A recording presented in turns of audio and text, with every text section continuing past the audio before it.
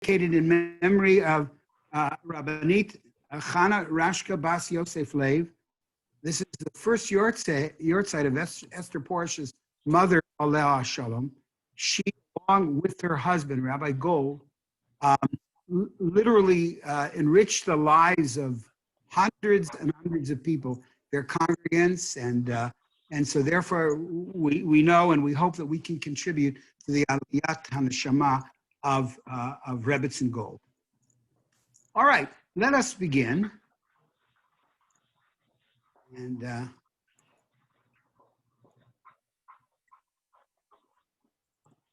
all right. As we said last week, we're going to begin now with the early Arab period. First of all, what I want to do is to give a little bit of a review. I do that each week because we're covering approximately 3,000 years of history of Yerushalayim Ir HaKodesh.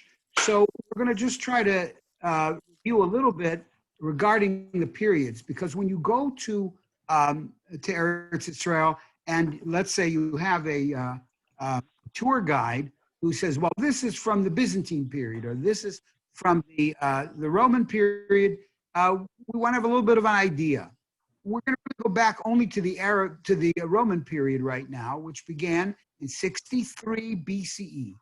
The interesting and sad aspect of the Roman period is that Pompey, who at the time was the Roman general who was in charge of the Eastern Front, was invited to join actually both sides in a civil war in Eretz Israel. And he was happy to join. He entered Yerushalayim in the year 63 BCE.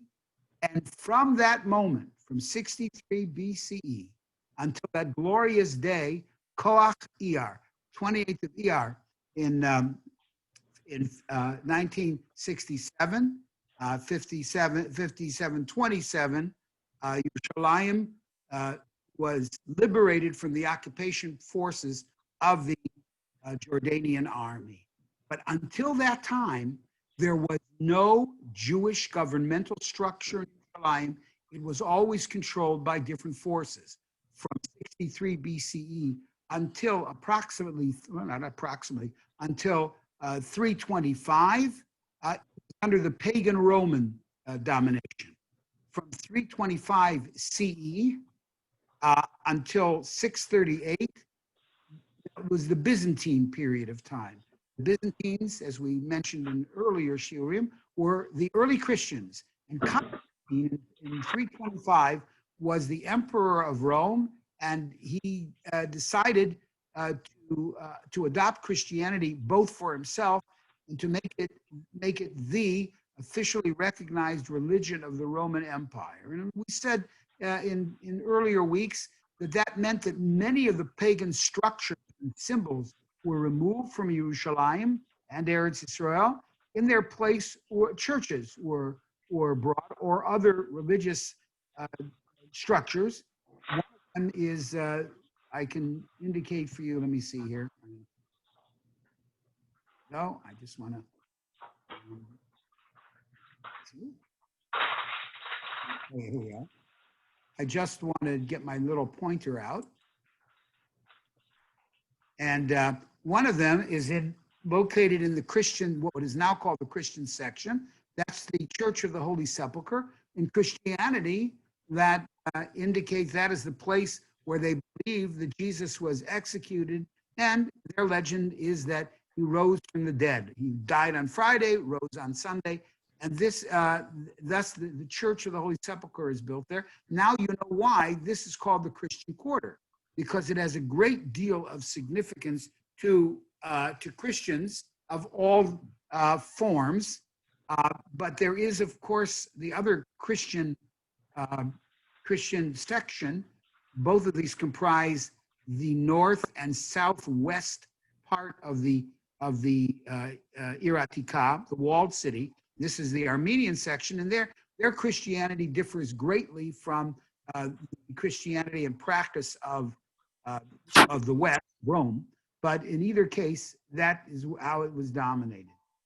And the Christianity that was adopted, at least we call it now, the Byzantine period. That would be from Constantine 325 to 638, the Byzantine period.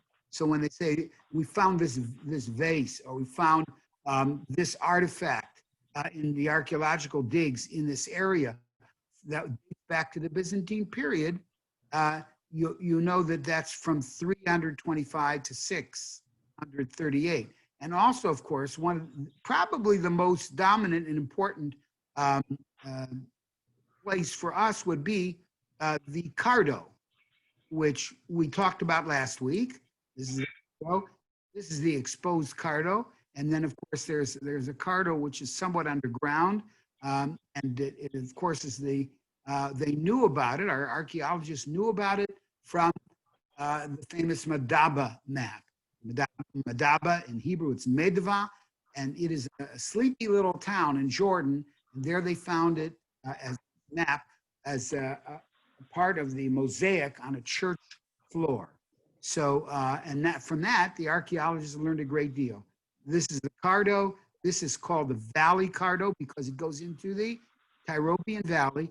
Here's where we stand at the Kotel. Now, let's move on. This particular illustration is designed to help us understand what the early Arabs did with the old city, with the walled city. Again, this is an artist's conception.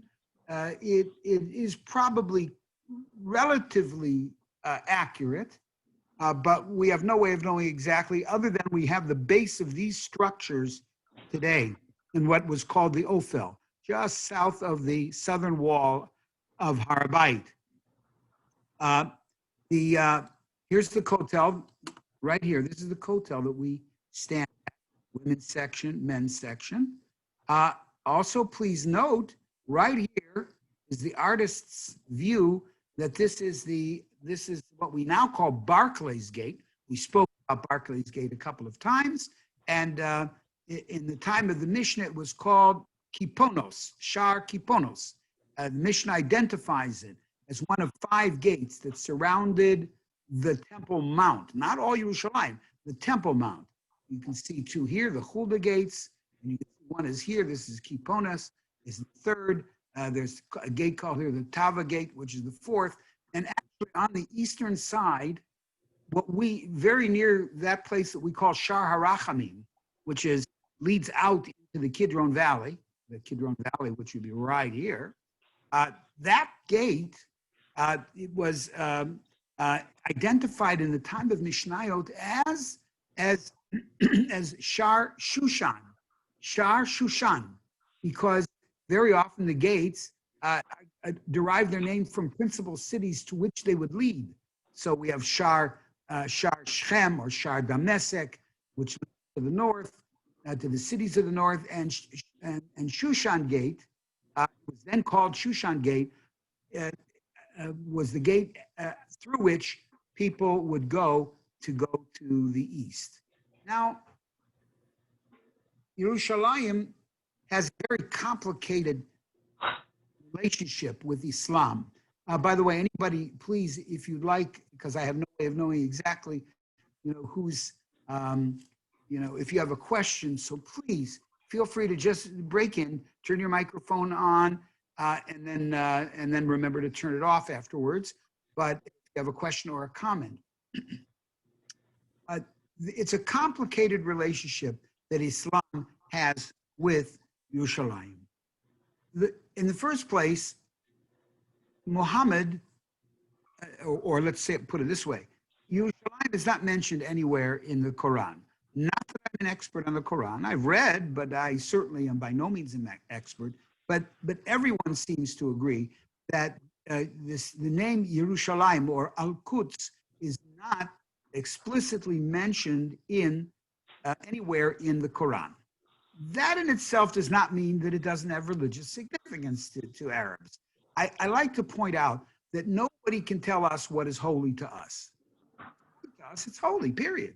So to Islam, whether Yerushalayim is mentioned specifically or not, if religious leaders and certainly the Hamonan, the general populace, hold Yerushalayim or Al-Quds to be holy, it's pointless for me to say it's not.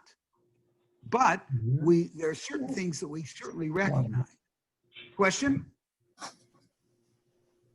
Certainly, number one, its significance is nowadays certainly not political, but in the early times when it was conquered, Yerushalayim, along with much of Eretz Yisrael, was conquered in 638, which would make it approximately 16 years after the birth of Islam, because Islam's year number one is what we reckon is the year 622.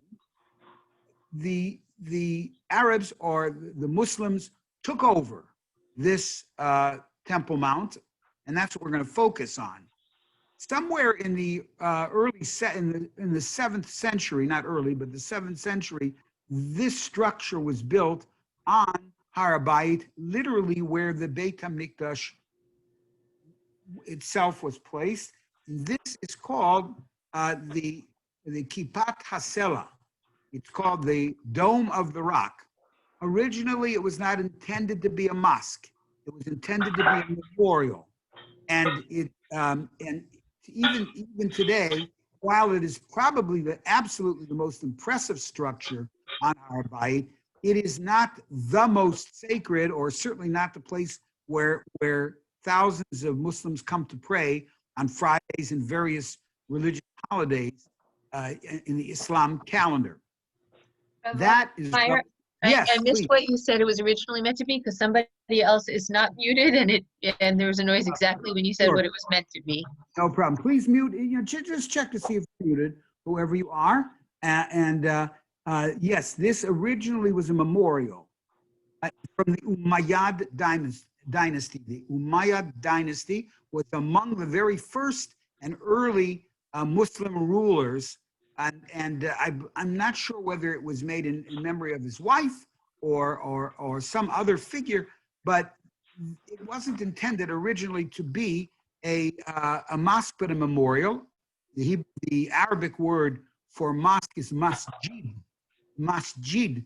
Now, you probably say to yourself, that and a couple of dollars that got me on the bus, that may be true, but you will be seeing, and you do see here in West Rogers Park and in Albany Park, buildings that are called masjid. So you'll know what that is.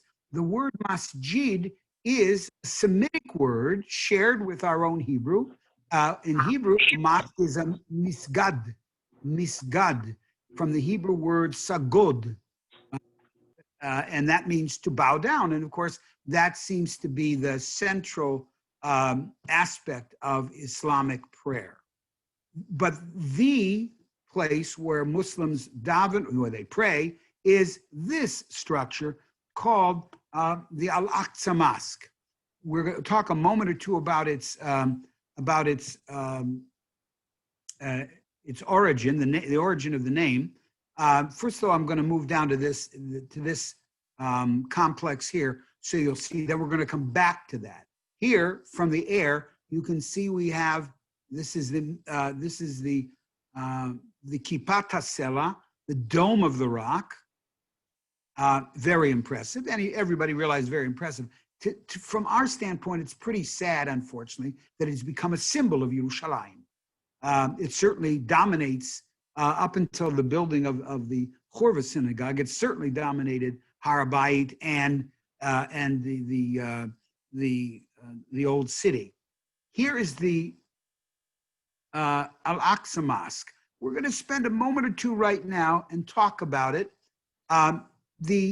Within the Quran, a major event in the life of Quran is related in the Quran that happened to Muhammad.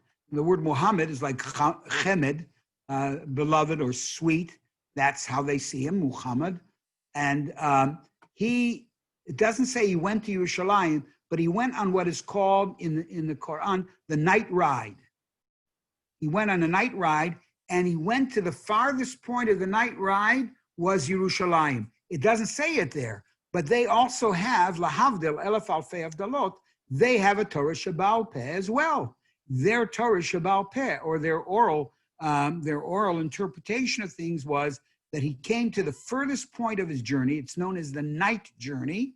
And there he prayed to Allah. And then he and his horse, Mubarak, were taken to heaven. And it's not actually, it's a horse which has, as a number of ancient figures are, it's a horse which is a composition of more than one animal. And here comes the most important thing that we need to know to understand the struggles that we're going to have with Islam, aside from the fact that he's Yishmael, but not all of the Arabs are Yishmael, but it doesn't make a difference. Aside from the fact that there appears to be an eternal struggle that we will have, it is they believe, the Muslims believe, that any place that Muhammad touched, or even his horse touches or touched, that became under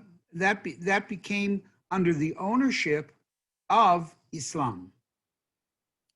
So when you hear Muslims saying, "Oh yes, of course, the horse touched the western wall," which by the way is right here. You can see the plaza right here. The horse Borak touched the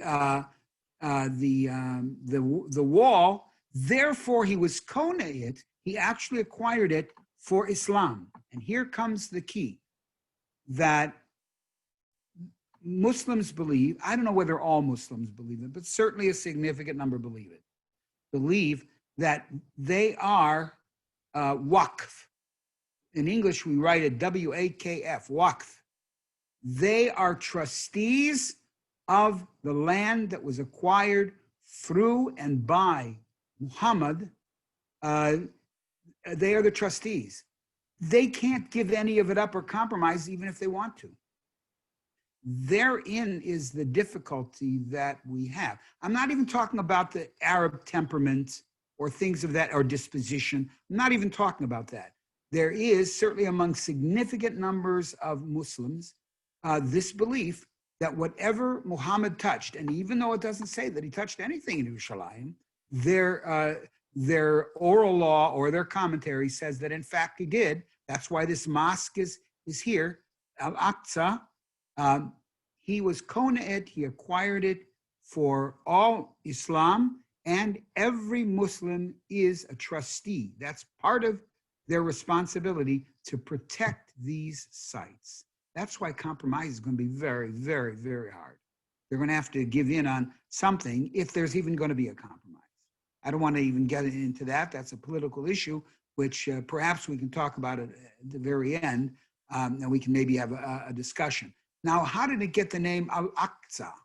Well, the word Al-Aqsa, Al in Arabic is the, Aqsa from the word Katzeh, Ha-Katzeh, the furthest point. So this misgad, this mosque was constructed on the furthest point, they believe, of the ride, or the night ride, and therefore it's called Al-Aqsa. It is the mosque of the furthest point. Open it up for any questions you may have. Okay, no, I'm not studying to become an imam, but these are things that I picked up over the course of time. And of course, I have no right really to speak for anybody else. I'd be careful, but that's what I understand. My understanding is I'm giving you basically a correct belief. By the way, here's the Kidron Valley, right here. That's important for us to see. You can see how deep it is in relationship to Har HaBayit, and of course that's why Har HaBayit was only conquered from the east one time. And here, this would be the Jewish quarter, the Muslim quarter. You can't see the Christian or Armenian quarter because those are in the northwest and southwest corners. What you're looking at here is the Ophel. In other words, on this side of the road, just across the street, that's the Ir David. And that's, by the way, when you want to go, you can actually you can actually visit the Ir David and take a wonderful tour. You can go through the Chizkiah's tunnel, etc. And David expanded it northward. Shlomo expanded everything even further north. The early expansion of Yerushalayim was from south to the Ophel to the north. Oops, sorry. Yeah, okay. Now, let's take a look at what was there. We have the archaeologists have uncovered buildings. One of them represents, they're not sure, but they're quite certain that these buildings are representative of administrative buildings and the palace of the Umayyad dynasty. This is from the 700s and 800s. Now, underneath, right here, underneath the Al-Aqsa Mosque is what is known as Solomon's stables. We don't have any evidence that Shlomo HaMelech had those stables underground. He obviously had stables. He had many horses and many wives and much money. And of course, that got him into trouble. All of that got him into trouble. But underneath, it's really a sort of a remarkable series of arches, and it's very large. So it was given the name as Solomon's stables, but we have no historical or archaeological evidence that it is really directly tied to Shlomo HaMelech. Here you can see in our times we have the Shar HaRachamim, the Mercy Gate, which was closed and is closed to this day. We talked about the various speculations of why it was closed and who closed it. Was it closed with Hashem Yisborach's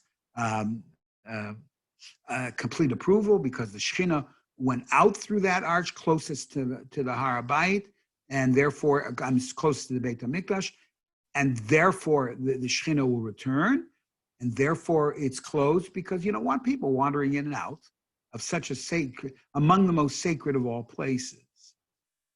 I won't get into the question of whether we can go on Har HaBayit or not.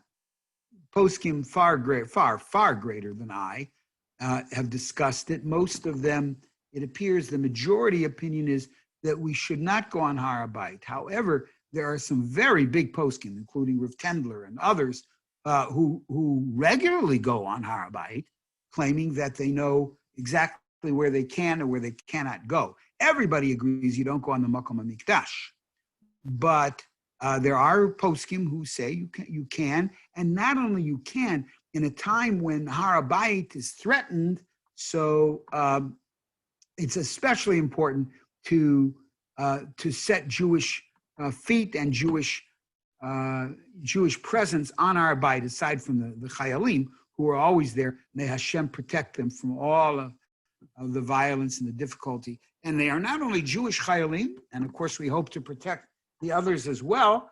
We have Druze and others that's usually given to them along with the Jews. So may Hashem protect them and all the people who are protecting that which has the most kedusha. One more thing: the Arabs call Yerushalayim Al-Quds, the holy place, and Har HaBayit is called, and you will read this if you're reading various documents from the United Nations. There was even a real debate about when the United Nations refers to what we call Har HaBayit, the Temple Mount, the Arabs refer to it as Haram al-Sharif. Haram al-Sharif. Haram is like the Hebrew word cherem. Cherem means set aside, special, prohibited to just treat as any other place. That's haram. That's how we get probably the English word harem, which means that these were the wives that were prohibited to everybody else. They were the king's wives, and that's how we probably get the word harem. But in Hebrew, we have the word cherem, which can both be positive and negative. If a person is put in cherem, it means no one may interact with that person. On the other hand, cherem in war is usually that which we may not, the spoils that we may not just take for ourselves, but cherem can also mean that which is sanctified in some way.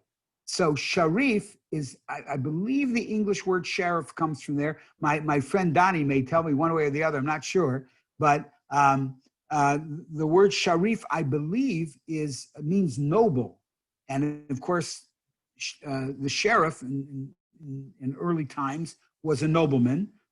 So Haram HaSharif means the noble sanctuary. Haram is the sanctuary, like Cherem or Kadosh HaSharif, of nobility.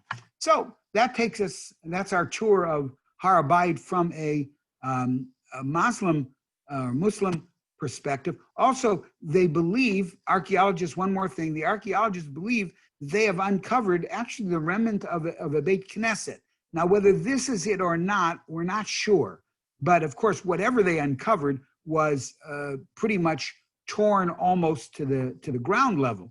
But there is a general belief that there was a Beit Knesset located here. The Jews were not allowed on Har HaBayit, both by Jewish prohibition as well as Muslim. Questions, anybody? All right, let's move on. So this is what we saw here. Again, this is the Ophel. Here are your three buildings. And there's a smaller building here. You would see Robinson's Arch here. And then this is, of course, the exposed Kotel, which underground you can visit all the way up to the end of Har HaBayit. Rabbi Myers, yes, please. just been thinking about it. It's fascinating. I never knew this whole belief of the Muslims in terms of, being a trustee, Mm-hmm. but we have similar, halachos in terms of giving away Eretz Yisrael that we're not allowed to. Right. So that just accentuates that point of conflict. Yes. Fascinating. Yes, thank you. But the one thing though is that we do have poskim, even Rav Shach and the Yeshua Soloveitchik, is if you know with almost certainty that you can save lives, then it might be permissible to come to an agreement with them, which would be somewhat of a concession of land. But it's true, the basic issue, the Lubavitcher Rebbe, for example, absolutely not 1 centimeter.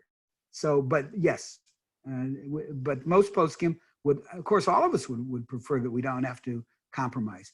I don't want to get into right now the political ramifications of compromise. As I say, perhaps maybe at a later date we'll be able to look. One other thing on this, thank you, Rabbi. One other thing on this particular photo here. This is Shar HaAshpot right here.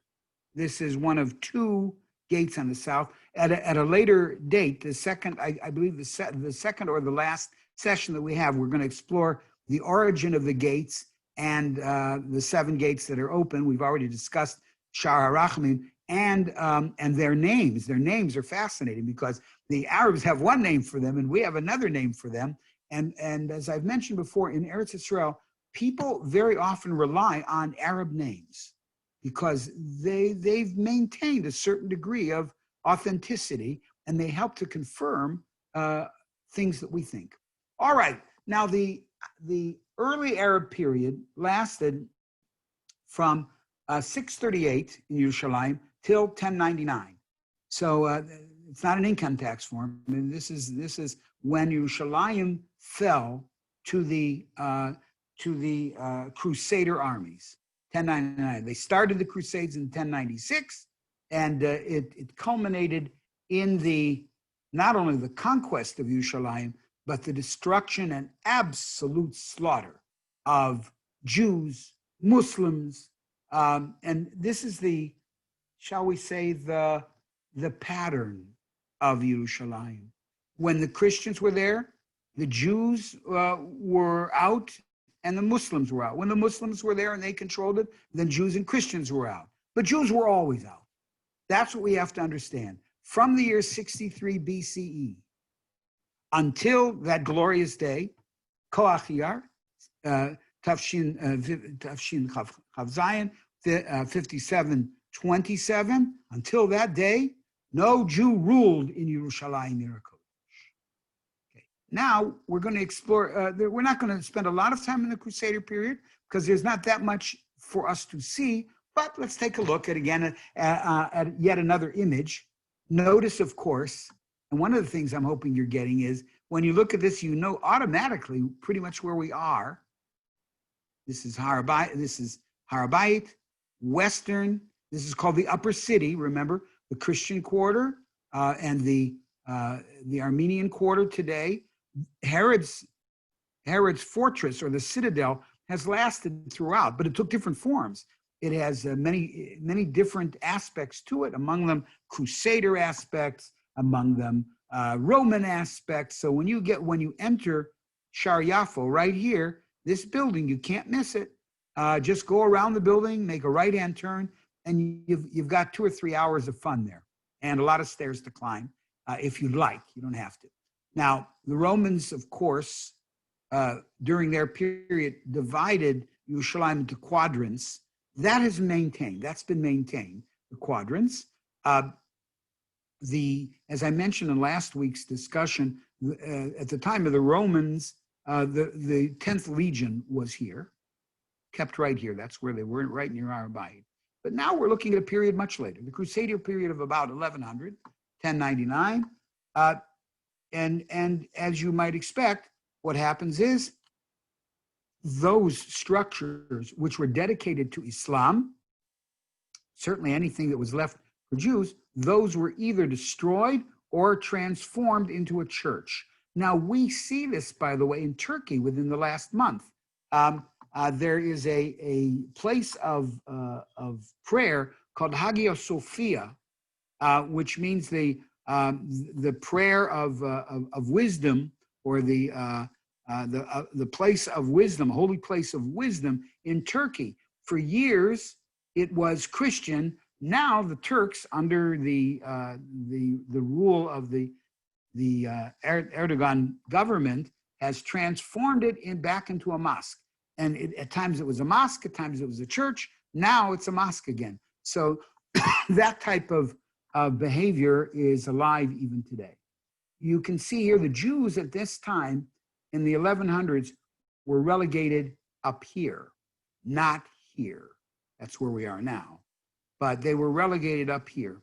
They were allowed to, apparently allowed at times to go and to daven at the Kotel, but it was a very informal and, of course, a very painful experience for Jews.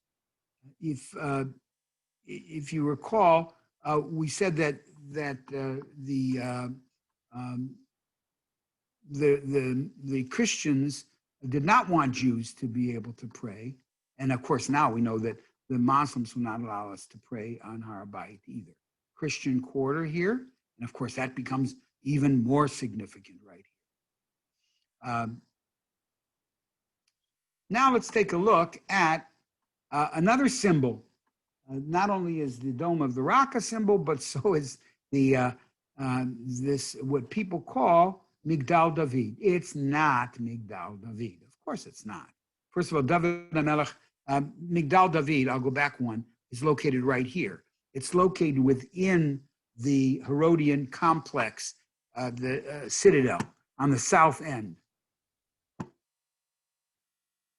It is a mosque. It was a mosque. Christians believed it, but they gave it the name Migdal. They didn't actually give it the name. Islam did. The reason there's a mosque here at all is because there is an Islamic legend that David HaMelech, whom they revere, davened here. Whether it was once that he davened there or 20 times, I don't know. But therefore, in commemoration of his davening there, and even we can't claim that he davened there because Yerushalayim in the time of David was not built up at all. But they built, not in the west, and the upper city was not expanded to the upper city until a couple of hundred years later after David. In either case, this becomes the Migdal David, and it is a classic mosque with minarets, and they even have inside, I've never been inside, apparently according to halacha, you're allowed to go inside a mosque, but I've never been inside because it's closed.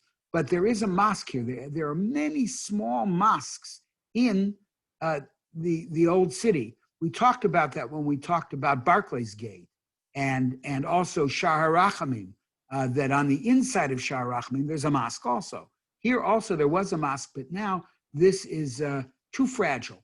If you see these wires around it, these very thick wires, they are meant to support the minaret because it could tumble at any time unless it is given the support that it needs. Up here is where the Mezouin makes the call to prayer up here. It's not done anymore from here. It's no longer a mosque. But on the inside, it does have all the features of a mosque. I've seen pictures of it. What you're looking at here, this is all part of the citadel. This is largely built up by crusaders. Remember, we talked a couple of weeks ago about the fact that Yerushalayim, Ira Kodesh, when you go to the Kotel, the early, in the 600s, 700s, what the Jews found there, or the 300s, what the Jews davened at was not nearly the high wall that we have now. It was only about 4 layers high, higher than probably about 25 feet, but that's how the Romans had destroyed the Kotel. But it still bore all of the significance of the Kotel. And that's why Chazal tell us, Ein hashchina zaza mikotel ha'ma'aravi shel Beit HaMikdash, that the Shechina never departs from the Kotel HaMa'aravi. It doesn't matter.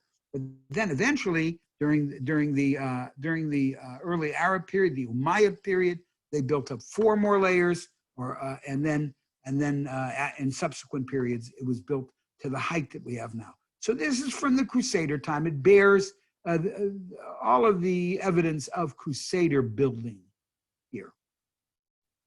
Questions, anybody? Oh, we've got a little time yet. So now we're going to go to the Ottoman period. The Ottomans conquered, first, let me put it this way. I've skipped over two other periods. One particularly is the Mamluk period. The Mamluk period, the Mamlukim were Egyptian Muslims. They conquered for a relatively short period of time the Christians who lived in Eretz Israel, and they did leave a mark on the physical being of Yerushalayim, the Mamlukim. In English, it's Mamlukim. You can look it up. You can just look in Wikipedia. As all teachers say, you can't use Wikipedia as a source, but you can sure use it as a starting point. Wikipedia is a wonderful place to start, even if the information, some of it might be subject to change. So fine, you're not reporting it. You're just looking to get an initial understanding of, in this case, the Mamlukim. But eventually, the Ottomans came and they conquered a tremendous amount of territory. And that period lasted for 400 years. A mere blink of an eye, when we talk about Yerushalayim, that's 3,000 years old. 400 years, that's 14%. Maybe it's 14%, maybe a little less in terms of Yerushalayim's existence, but it is significant. There was a lot of fighting that went on, and so we don't have as you can see, many of the structures that were here during the early Arab, during the Crusader period, are not here, certainly in any complete form. But Har Bayit is now pretty much constant and set. This is from the Mamluk period. Here you have the Dome of the Rock. Here you have the Al-Aqsa Mosque. And those structures dominate the vision of Yerushalayim. Here, of course, is Herod's fortress, the citadel. Here we have gates. As I say, we'll be exploring the gates, Mi'at Hashem, toward the end. Gates and synagogues we'll be looking at in subsequent classes. Now let's take a look at this. This picture is from 1910. I mentioned that I had this remarkable experience of finding a 2-volume set that's called The Oldest Pictures of Yerushalayim. And it affords me much pleasure. Also, it's very, very instructive. Right here with this, you're looking at Shar Yafo. Shar Yafo, maybe not for all 400 years of the Ottoman rule, was a place where people bought and sold things, very much as in the time of the Gemara, where, at the gates, that's where people bought and sold, that's where people interacted, decisions were made. But in addition to that, they had public hangings here, which I'll spare you that, but they would have regular public hangings, not of Jews. Mostly it was of Arabs, thieves, or rapists or murderers. And when they were hanged, there's sometimes 5 or 6 of them would be hanged on a makeshift gallows right here in Shar Yafo to make an example of them. This building isn't here anymore. Now notice what is really interesting. This is the clock tower. If you go there now, you don't see a clock tower, right? And I noticed it. The only way I noticed it is I was looking and I see this clock tower from about 1910, when the Ottomans controlled the area. And then I look at another picture in 1925, no clock tower. And I realized that once the British took control and had the mandate of Eretz Israel, in particular Yerushalayim, they saw this apparently either as an eyesore or as or both, or as a desire to eradicate general Ottoman influence here. Because remember, the British took the mandate and took the Palestine from the Arabs. The British didn't do it alone. It was done through international law. We'll talk about that later. Here's the entrance to Shar Yafo. I think this will be the last thing we do today. This is called Montefiore's Windmill. I'm sure you are aware of it. What's interesting here is this is the first picture that we're looking at of Yerushalayim beyond the walls. Yerushalayim was limited in its scope to the walls of Yerushalayim. Sometimes they were a little wider, sometimes they were narrower, but the basic walls that we see, the skeleton from the outside, that has remained constant. But in 1860, you have the first settlement of Jews outside the walls of Yerushalayim. There we go. It was right here. It's called Mishkanot Sha'ananim, right here. There's a valley here called the Hinnom Valley, and it ultimately connects with the Kidron Valley. This is the Ir David here, right? For this map, they don't really show it, but this is where Mishkanot Sha'ananim is. It was part of the brainchild or the part of the vision of Moshe Montefiore, a British Jew of extraordinary wealth that we're going to talk about next week. That he, through his vision, working also with people like Judah Turo, who was named after the college, or it could be the other way around. Judah Turo was also a magnificent philanthropist who lived in Louisiana. And he and, people of money find each other, but in this case, not only people of money, philanthropic people who are looking out for the best interests of the Jewish people, met, and they created this first official settlement outside of the walls of Yerushalayim. We'll pick it up next week, and that would be Mishkanot Sha'ananim, and then we're going to be getting into the next week when Yitzhak will be getting into the British mandate and pretty much up until the founding of the state. So if there are there any questions that anybody may have? I have a question that's a little off topic, so feel free to say you don't want to answer it or get into it. But yeah, the terminology Arab and Muslim, I have trouble with, because not all Muslims are Arab and not all Arabs are Muslim, because there are Jews who are ethnically Arab also, and there are Muslims all over the world. So how do you deal with that? I have trouble with it, and I was hoping you might. Yeah, well, I don't know. Let's put it this way. I think you've defined it correctly, Sari. Let me stop the share first. The first thing is that correctly, Arabs that's an ethnic term. Muslims has to do with their religious faith. And sometimes we talk in Yerushalayim from the standpoint of Muslims, And that would be when we're talking about either their religious views about the sanctity of Yerushalayim, or their or their actual religious practices. So that's Islam. On the other hand, we're usually talking from a political standpoint, devoid of religion. So then we can call them Arabs, because the Ottomans, most of them are Arabs. Certainly the Ottomans who are in Asia. Those who are in Asia Minor, that's a different story. So yeah, you're right. They're not interchangeable terms. So I try to use them properly, but I can make mistakes. Other questions, please?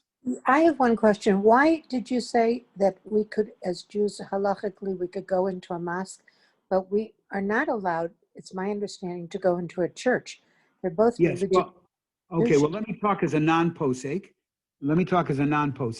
My understanding of it is, and Rabbi Bressler's here, so he might be able to talk about it. But generally speaking, in Islam, the Rambam held that Islam was not avodah zarah. We accept that view. It's not avodah zarah because there are no images. In a mosque, there are absolutely no images at all. It's a place where they pray. Maybe if somebody wants to remind me, I want to tell you maybe next week, if you remind me of a story of Nechama Leibovitz, Aleh Shalom, and a Christian cleric. I think you'll find the story interesting. She told me the story, and I still remember it about this issue. So, but however, in Christianity, when Constantine transformed the Roman Empire from paganism to Christianity, and very often it was in name only. But paganism continued. The Father, the Son, the Holy Ghost, the tripartite aspect of Christian theology make it very close to avodah zarah, but certainly enough that we don't want to get engaged in it. But Islam is pure monotheism. There's no. Rabbi, did you have anything? Did they talk about that? That is exactly my understanding as well. Correct. The difference is whether the problem with going in the first place is only because it's considered a base of avodah zarah, a home of avodah zarah, and we exactly, Ramaya said, differentiate between Christianity is generally accepted to be considered avodah zarah as opposed to Islam. Mm-hmm. Yeah. So that's how it is. And then there are, of course, there are many issues that have come up in terms of entering a church. What about if you're entering a church because you have to vote? How can you? Where can you? Nowadays, you just mail it in. But I don't yell at me. But I'm just saying. But certainly, if, many of us know that there were polling places that in various places, shuls, churches. And I remember listening to Gedalia Dov Schwartz Shlita that you should have a Shlema Bikorov. He spoke about when and if you could enter for the purpose of voting and under what circumstances. All right, everyone. I bid everybody a wonderful week. I hope that we will then see you next week, where we will be looking at the Ottoman period, and then, of course, passing the Ottoman period, actually entering into the modern sector of Eretz Israel, beyond the walls. Most of it will be beyond the walls, and of course, the synagogues as well as the gates. All right, everyone, have a wonderful week, and kol tuv lachem. You too, and Shabbat Shalom. Great night. Thank Shabbat you so shalom. much.